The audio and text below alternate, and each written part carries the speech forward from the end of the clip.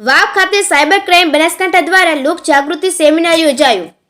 વાવ તાલુકા પ્રાથમિક શિક્ષણ ઉત્કૃષ્ટ મંડળ દ્વારા શ્રી અખંડ મેઘા સમાજ સેવા સંસ્થાની વાડી ખાતે સાયબર ક્રાઇમ લોક સેમિનાર યોજાયો।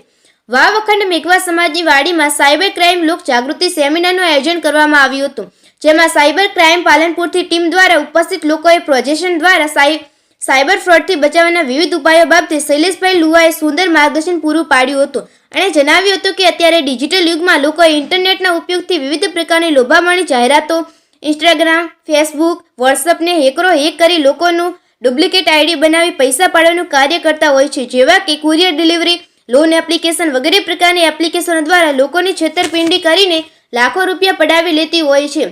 ત્યારે આવી એક ફ્રોડ એપ્લિકેશનથી કઈ રીતે બચી શકાય, આપણા ફોનમાં પ્રાઇવસી કેવી રીતે કરી શકાય વગેરે બાબતો વિશે સમજ આપવામાં આવી હતી। અહેવાલ કિરણભાઈ અપ્પા, બનાસકાંઠા।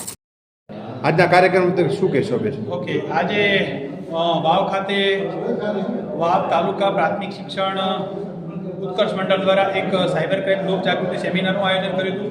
આ સેમિનારની અંદર વાવ ખાતે વાવડી રોડ મુકામે આવેલ શ્રી અખંડ મેઘવાળ સેવા સમાજ સંસ્થાના હોલની અંદર આયોજન કર્યું, જેની અંદર સાયબર ફ્રોડના વિવિધ બનાવો જેવા financial fraud, social media fraud, KBC lottery fraud, instant loan application, જે અત્યારે હાલના તબક્કે મેક્ઝિમમ બનાવ બની રહ્યા છે, એ સિવાય પણ ન્યૂડ વિડીયો કોલ, પછી ઓટીપી ફ્રોડ, એટીએમ ફ્રોડ, આ બધા જ બાબતે અત્યારે લોકોને વાકેફ કરવાનો એક મોકો હતો।